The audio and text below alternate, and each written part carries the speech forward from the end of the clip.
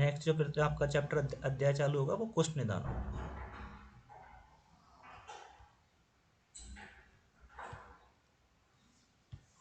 तो इसमें लिखा हुआ है कि सप्त द्रव्याणि कुष्ठानाम प्रकृति विकृति आपन्नानि भवन्ति।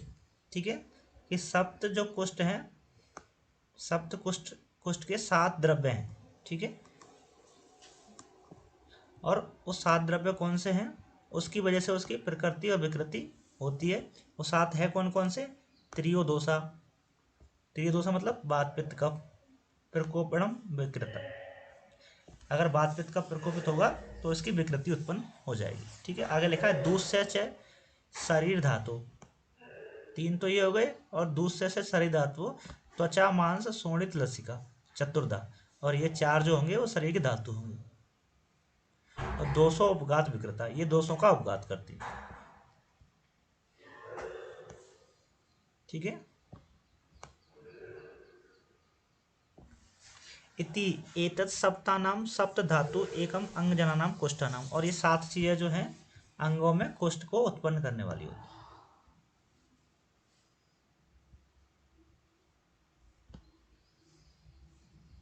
ठीक है, तो बस आपको ये चीज ध्यान रखनी है, कुष्ठ में जो है 7 द्रव्य हैं, वो 7 द्रव्य कौन से हैं? 3 दोष हैं। ठीक है, और 4 दूसरे हैं। 4 दूसरों में क्या है? त्वचा मांस शोणित और लसिका। ठीक है, इस तरह से ये 7 द्रव्य कुष्ठ को उत्पन्न करने के कारण होते हैं।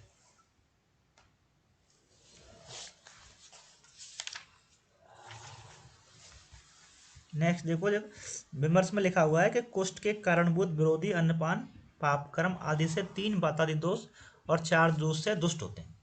ठीक है, तो 3 तो इसमें दोष हो गए, 4 दोष से दुष्ट हो गए। ठीक है, तब कुष्ठ कारक वे अन्य कारणों से दूषित बताए दोष त्वचा आदि 4 दोष से विषम रोग को उत्पन्न करने वाले होते हैं। तो दूसरी लाइन ये कह रही है कि जो ऐसे 7 कारण अपने कुष्ठ के हैं, ऐसे ही 7 कुछ कारण जो 7 द्रव्य हैं वो भी विसर्प में भी दूषित होते हैं, परंतु उसके कारण कुछ अलग हो सकते हैं। ठीक है, कारण अलग हैं परंतु विसर्प में भी 7 चीजें ही दूषित होती हैं, 3 दोष और 4 दोष से सेम जो बताइए। इसलिए कुष्ठ और विसर्प दोनों को ही रोगों में यही 7 द्रव्य मुख्य कारण माने गए हैं। पर कुष्ठ उत्पादक कारणों से कुपित बतादी दोष और दूसरे कुष्ठ को अन्य कारणों से उत्पन्न 7 द्रव्य कुपित होते हैं तो विसर्प को उत्पन्न करते हैं। तो दोनों का निदान अलग अलग है, दोष दूसरे दोनों में सेम है कुष्ठ और विसर्प के अंतर्गत। इसलिए यहाँ पर चक्रपाणि और भेदरक्षित में कुछ अंतर बताया हुआ है। देखो, कुष्ठ क्या है? अविसर्पणशील है, विसर्पित नहीं होता, जबकि विसर्प जो होगा वो विसर्पणशील होगा। कुष्ठ में प्रधानता रक्त की नहीं रहेगी, तो रक्त दोष प्रधान दोष नहीं है इसमें, जबकि विसर्प में रक्त प्रधान होता है, इसलिए विसर्प में रक्त मोषण भी कराते हैं। ठीक है, कुष्ठ में देखो वेदना अल्प या नहीं होती, जनरली वेदना होती नहीं है, परंतु होती है तो अल्प होती है। परंतु विसर्प में वेदना बहुत ज़्यादा होती है क्योंकि शोणित दुष्टि होने के कारण। कुष्ठ में सप्त द्रव्यों की दुष्टि आवश्यक है, 7 द्रव्य एक साथ दूषित होने चाहिए, तब उसे अपन कुष्ठ बोलेंगे। जबकि विसर्प में ऐसा जरूरी नहीं है कि 7 द्रव्य एक साथ दूषित हों, इसमें केवल 7 में से कुछ द्रव्य भी दूषित हो गए तो उसे विसर्प की श्रेणी में डालेंगे। ठीक है, कुष्ठ क्या है? चिरकारी, काफ़ी समय लेता है होने में, और ये अचिरकारी है। ठीक है, ये फास्ट होता है। तो इस तरह से इसके जो डिफ्रेंसिएशन है वो भी आपको याद रखना।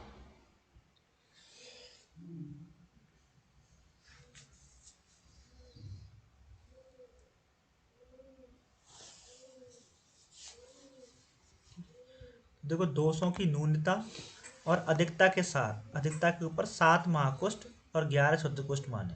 ठीक है, तो कुष्ठ जो हमने 7 अभी पढ़ेंगे यहाँ पे वो तो महाकुष्ठ की श्रेणी में आएंगे जो आपके सुश्रुत ने बोला है, और 11 क्षुद्र कुष्ठ मैंने आपको कल परसों बताए थे। इन 200 की इन्वॉल्व कैसे रहता है, 200 का क्रम क्या है उसमें, वो आपको बताया था। अभी सभी कुष्ठों में त्रिदोषस, सभी जितने भी कुष्ठ हैं वो त्रिदोषस होते हैं। ठीक है, ये बात ध्यान रखना आप।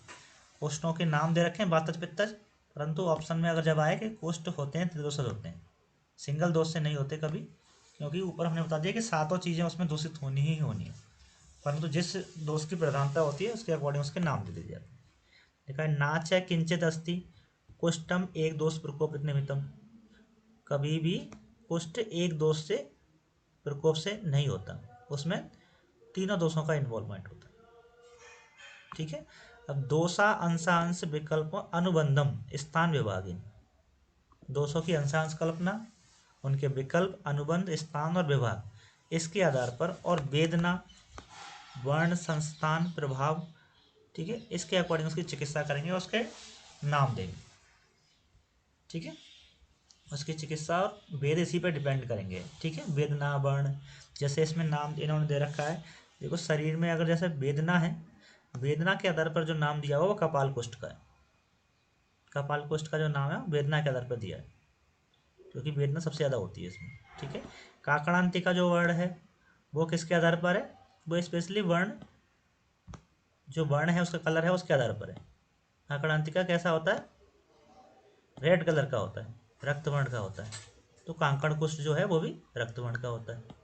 संस्थान के आधार पर जो नाम है, जैसे जीवा संस्थानम, जीवा संस्थान किसको बोला है, ऋषिजीय कुष्ठ को बोला है। प्रभाव विशेष से नाम जो दिए हुए हैं, साध्य, साध्य का नाम, इस प्रकार से सभी कुष्ठों के नाम इन्हीं आधार पर दिए हुए हैं। जो कुष्ठ के टाइप, कुष्ठ के भेद कितने हैं, तो 6 सप्तविधो अष्टाविधो, 7 प्रकार के, 18 प्रकार के और अपरिसंख्य विधो। तो कुष्ठ 7 प्रकार का भी होता है, कुष्ठ 18 प्रकार का भी बताया है और कुष्ठ अपरिसंख्य भी बताया है। ठीक है, ये चीज़ आपको याद रखनी है। नेक्स्ट देखो कि जो कुष्ठ जो बता रहे हैं हम 7 कुष्ठ, उनमें दोषों का संबंध क्या है। ठीक है, तो उसको आपको याद करने के लिए, इसको डायरेक्ट याद मत कीजिए, इसको ध्यान रखिए, आप एक ट्रिक याद रखिए। ठीक है, इसे लिख लेना।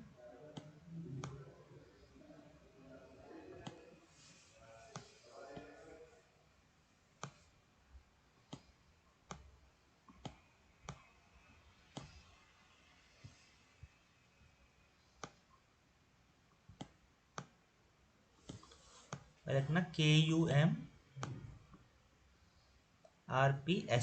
ठीक है,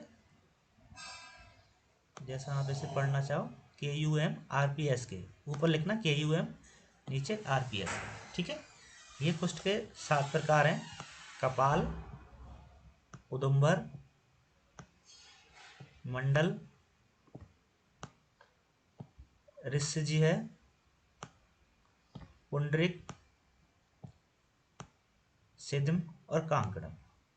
ठीक है, ये आपके प्रकार हुए। अब इसमें दोष कौन से हैं। ठीक है, तो ऊपर का जो कपाल जो है वातज है, उदुम्बर पित्तज है, मंडल कफज है। ठीक है, तो इसमें सामान्य दोष हो जाएंगे। ठीक है, और जो लास्ट का बचा आपका कांकणक है, उसमें तीनों दोष हो जाएंगे। ठीक है, और इसमें हो जाएगा आपका वात पित्त, इसमें पित्त कफ, और इसमें वात और कफ। जो सिद्ध में है उसमें वात और कफ।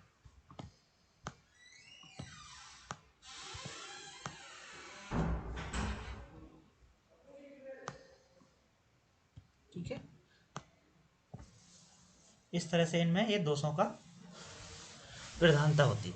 ठीक है, अब ये जो आपके दो जो हैं, ये पुंडरिक और सिद्ध, इसमें कभी कभी कंफ्यूजन हो जाता है कि वात कफ किस में है, पित्त कफ किस में। ठीक है, तो पुंडरिक का देखो नाम से ही मालूम चल रहा है आपको। ठीक है, पुंडरिक का,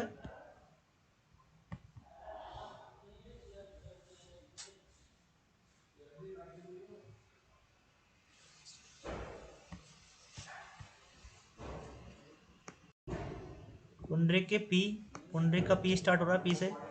ठीक है, और लास्ट में का पे खत्म हो रहा है, तो पित्त और कफ पुंडरिक में होंगे। ठीक है, तो बाकी जो बचा है उसमें सिद्ध वाले में वात और कफ आएंगे। तो ये दो 200 वाले हैं, इसमें थोड़ा कंफ्यूजन होता है, बाकी इसमें कोई कंफ्यूजन नहीं होता, याद करना इजी। ठीक है,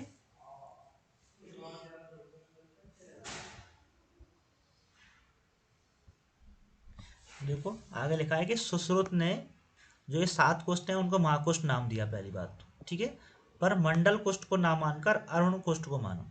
ठीक है, ये बात ध्यान रखना, इसमें से जो मंडल है उन्होंने मंडल को ना मान के उसकी जगह अरुण कुष्ठ को माना। ठीक है, इतनी सी बातें याद रखो अभी। अब देखो संक्षेप में कुष्ठ के निदान। अब कुष्ठ का कारण क्या है, उसके निदान क्या है, तो कुष्ठ के निदान तो काफ़ी सारे दे रखे हैं, कुछ ही जो उसमें आपको याद रखना है। तो सबसे पहली बात तो देखो ऊपर की जो लाइन है उसको आप ध्यान से देखोगे तो शीत और उष्ण दोनों भाव अपोजिट हैं। ठीक है, शीत और उष्ण के खाने से। ठीक है, व्यस्यात समान पूर्वो सेवनस्य, संतर्पण और अपतर्पण दोनों चीज़ें एक साथ दे रखी हैं। तो ऐसी चीज़ें जो आपके सामने दोनों चीज़ें आ जाएं तो वो कुष्ठ के निदान में ही आएंगी, क्योंकि ये अपथ्य हो गई। ठीक है, एक देखो, ये हमने आपको पहले बताया था, चिलचिपम च पयस्या, दूध के साथ चिलचिम मछली का प्रयोग करना कुष्ठ का कारण होता है। ठीक है, एक याद रखना, छर्दी च प्रतिघ्नत, छर्दी के वेग को रोकने से भी कुष्ठ होता है। ठीक है, और ये जो कारण है वो अल्टीमेटली करेंगे क्या, त्रियोदोषा युगपत प्रकोपम, तीनों दोषों को प्रकोपित करेंगे। और उसके बाद त्वक आद्य चत्वारो, त्वचा आदि जो दूष्य हैं, ठीक है, उनको दूषित करके शैथिल्यम आपादते, शिथिलता उत्पन्न कर देते हैं शरीर में।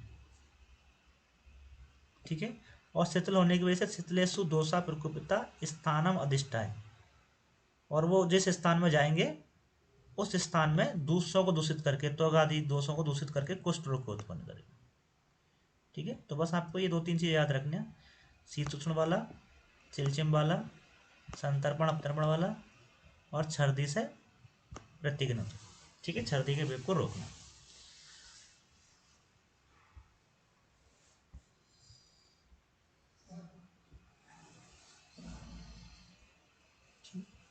अब देखो कुष्ठ के पूर्व रूप, कुष्ठ के पूर्व रूप में बोला है कि जब कुष्ठ होता कहाँ है, वो स्किन में होता है। ठीक है, तो स्किन से स्टार्ट होता है, तो स्किन में शुरू में क्या होगा, जब कुष्ठ स्टार्ट होगा या तो उसको आस्वेदनम या अतिस्वेदनम, तो दोनों लक्षण मिलते हैं उसमें, या तो स्वेदन ज़्यादा मात्रा में होगा या आस्वेदन या अतिस्वेदन। ठीक है, या स्वेदन होगा ही नहीं। ठीक है, उसकी स्पर्श इंद्रियाँ जो खराब हो जाएंगी, तो उसकी वजह से जो शोधन करने वाली जो ग्लैंड है वो भी खराब हो जाएंगी, या बहुत ज़्यादा एक्सेसिव मात्रा में शोधन करेंगे। तो दोनों लक्षण मिल सकते हैं कुष्ठ के पूर्व रूप में। उसके बाद निशान लगाइए आप, पारुष्य अतिश लक्षण था। ठीक है, सुप्तता परिधा, ये आपके प्रमेय में भी था और यहाँ भी है, सुप्तता परिधा। ठीक है, इसमें निशान लगाइए। लास्ट में देखो, गौरवम शब्दु उर्वी सर्पागम सर्पगमन।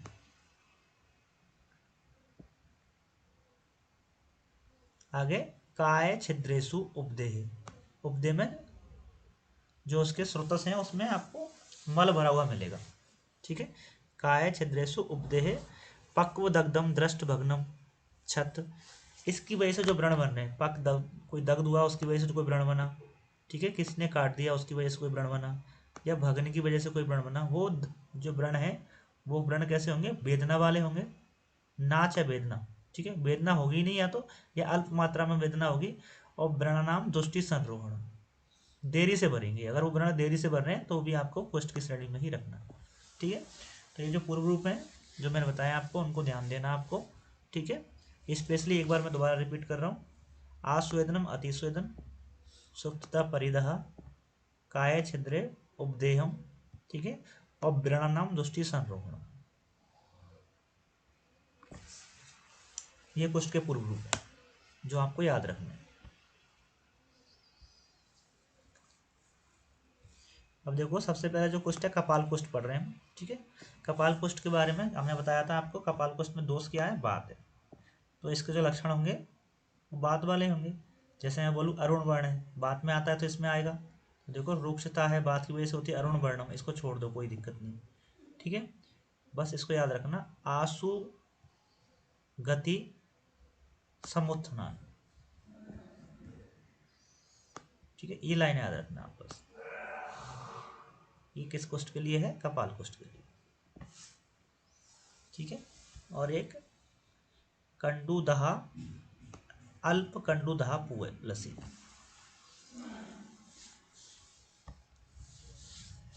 ऐसे देखो उदंबर कुष्ठ के लिए, उदंबर कुष्ठ में दोषों की देखें तो इसमें पित्त कुष्ठ होगा। ठीक है, और पित्त कुष्ठ की वजह से जो लक्षण आएंगे वो इसमें आ जाएंगे। तो ताम्र है, ताम्र वर्ण हमेशा पित्तज में आता है, ताम्र रोमराजी। ठीक है, इस पर निशान लगा लेना। कंडू क्लेद कोथम, ये भी निशान लगा लेना। ठीक है, बातज वाले में हमने अब अल्प पुए पढ़ी थी, यहाँ देखो बहु पुए, बहु बहलम पुए। ठीक है, और ये क्या है, आशु गतु समुत्थान, ये भी तीव्र होने वाला है, और संताप कृमणि। ठीक है, ये तो सेम रहेगा ही, पक्को उदम्बर फल वर्णम। तो वही है जो उदम्बर के लक्षण जहाँ उसके नाम से पता चल रहा है, उसके दोष से मालूम चल रहा है, वही चीजें उसमें आएंगी। मंडल की बात करें तो मंडल में कफ दोष होगा। ठीक है, तो इसके जो निदान होंगे वो क्या है, गुरु स्निग्ध। ठीक है, सुलक्षण, इसमें निशान लगाइए शुक्लाभ रक्ताभासनी। ठीक है, सफेद कलर का बहुत समझ में आता है, परंतु रक्ताभासनी भी है, इसलिए ये मंडल कुष्ठ। ठीक है, तो परंतु इसमें कफ दोष है, फिर भी रक्ताभासनी दे रखा है। ठीक है, शुक्ल रोम राजी संतरानी, ये सामान्य सही बात है। बहु बहलम शुक्लम पिछल श्रावणम बहु क्लेदम कंडु कृमणि सक्त गति समुत्थानम वेदनी। ठीक है, इसमें कर अभी तक जो पढ़ रहे थे हमने आशुगति समुत्थान थे, ये सक्त गति है, धीरे से फैलने वाला है। ठीक है, वो जो थे वो सक्त गति आशुगति मतलब तुरंत फैलने वाले थे, क्योंकि इसमें कफ का इन्वॉल्वमेंट है। सुश्रुत ने जो बात लिखी कि सुश्रुत ने मंडल कुष्ठ की जगह अरुण कुष्ठ माना है, और उस अरुण कुष्ठ का लक्षण क्या दे रखा है कि तत्र बातेन अरुणानी, बात की वजह से अरुण वर्ण होता है, तो बात की वजह से अरुण, अरुण जो दो कुष्ठ है उसमें बात दोष होगा। तनूनी विसर्पाणी तोद वेदव अन्य अरुणानी। ठीक है, तो तनु होगा, विसर्पण श्नील होगा, तोद वेद के लक्षण के साथ होगा। ऋषिजीय देखो, तो ऋषिजीय का जो नाम मैंने बताया था आपको, किसके आधार पर पढ़ा है, ऋषिजी है संसतरानी। ठीक है, जो भालू होता है उसकी जीभ के समान होना। ठीक है, दीर्घ परिमंडलम ऋष्य जिया आकृति। ठीक है, इसमें से लगाइए परुष अरुण वर्णानी, क्योंकि इसमें दोष क्या होते हैं, बात और पित्त, तो दोनों लक्षण मिलेंगे। देखो परुष अरुण बात का हो गया, ठीक है, पित्त का क्या हो गया, नील पीत ताम्रम, तो दोनों लक्षण मिलेंगे। तब आप निशान लगाइए इस पर अंत्य बाह्य श्यावनी, ये इंपॉर्टेंट है आपको, अंत्य बाह्य श्यावनी। ठीक है, एक निशान लगाइए आप नीचे वाली लाइन में, सूक उपहत वेदनाम उत्सनम मध्यान्ह। ठीक है, बाकी सब सामान्य सी बात। पुंडरीक की बात करेंगे तो पुंडरीक में दोष क्या है, पित्त और कफ। ठीक है, तो दोनों के लक्षण मिलेंगे इसमें। पित्त की वजह से देखो रक्त परियंत्रानी, और कफ की वजह से शुक्ल रक्तावासनी, क्योंकि शुक्ल रक्तावासनी दोनों वर्ड कफ में आए हुए थे। ठीक है, ये देखो आशु गति समुत्थान, ये भी आशु गति समुत्थान, और कृमि तो सब में ही मिलेंगे मिलेंगे।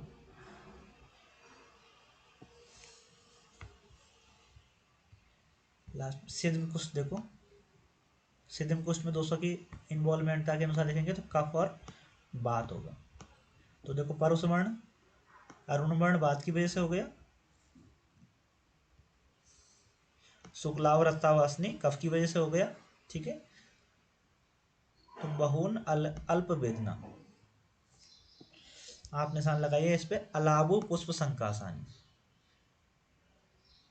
ठीक है, अलाबु के जैसे पुष्प होते हैं वैसा दिखने वाला क्या होगा, सिदम कुष्ठ होगा। लास्ट में बचा आपका कांकण कुष्ठ। ठीक है, और इसमें तीनों दोष जो हैं वो इन्वॉल्वमेंट होंगे। तो कांकणातिका आदो पश्चात सर्व कुष्ठ लिंगम, सभी कुष्ठों के लक्षण इसमें मिलेंगे। पापिया सा सर्व कुष्ठ लिंगम संभवेन अनेक वर्णानी, तो इसमें अनेक वर्ण होंगे, सभी कुष्ठों के वर्ण है तो इसमें अनेक वर्ण है। ता अन्य असाध्यानि, ठीक है, ये साध्य नहीं है। पुनः साध्यानि च पुनः इतराणी, तो जो कांकण कुष्ठ है वो आपका असाध्य कुष्ठ है, और इसके अलावा जो बचे वो साध्य कुष्ठ। ठीक है, ध्यान रखना कौन सा कुष्ठ असाध्य होता है, तो त्रिदशज वाला जो है वो असाध्य होता है। वही लाइन नीचे लिखी है देखो, साध्यानि ही सटम, जो छह हैं वो साध्य हैं, कांकणम वर्ज्यानि, कांकणक को छोड़कर, क्योंकि कांकणक क्या है, असाध्य है।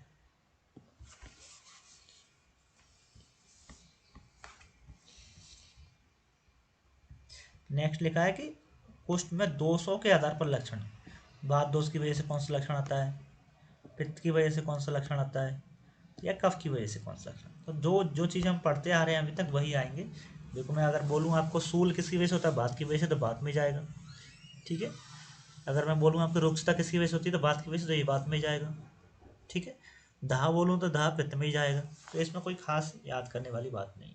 ठीक है, एक बार फिर भी देख लेना। श्याव अरुण वर्ण परुष रोक्षम शूलम वेप्तु हर्ष संकोच सुक्ति। तो हर्ष संकोच पर इंसान लग रहा है, थोड़ा सा अलग सा लगता है, बाकी ये तो सेम है। धा श्वेत क्लेद कोथ श्राव पागरा। ठीक है, छोड़ो इसको। कुष्ठ के उपद्रव,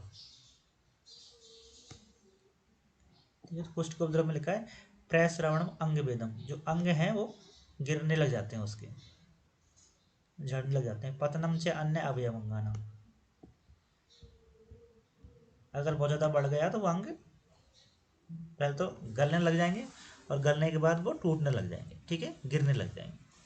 बाकी जो सामान्य जो चीज़ें हैं वही हैं। और आगे लिखा है तत्विद असाध्यम विद्यादि, अगर ये उपद्रव उसमें उत्पन्न हो गए तो वो कुष्ठ असाध्य की श्रेणी में चला जाता है।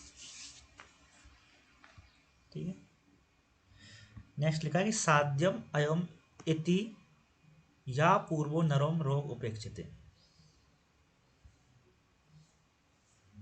ठीक है, जो मनुष्य साध्य है ऐसा समझकर उसकी उपेक्षा कर देता है कुष्ठ की, तत् किंचित कालम, ठीक है, मृतम एव बुध्यते।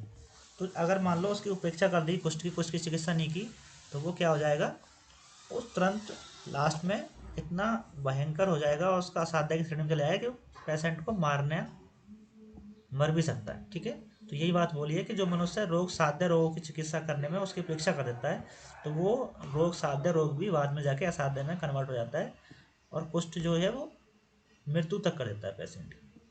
ठीक है, और उसी के संदर्भ में उपमा दे रखी है कि अल्पेन यत्नेन छिद्यते तरुण त्वरु। अगर जैसे अल्प लक्षण जो होते हैं, अगर उसमें ही पेड़ को काट दिया जाए तो अधिक मेहनत नहीं करनी पड़ती। तो एव अति प्रबद्धस्तु छिदते यति प्रति।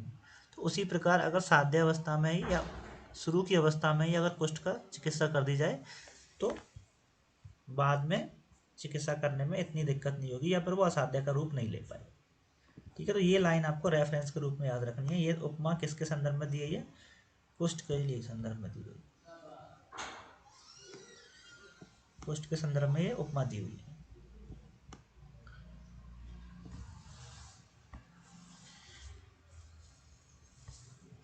इस तरह से आपका ये निदान स्थान का कुष्ठ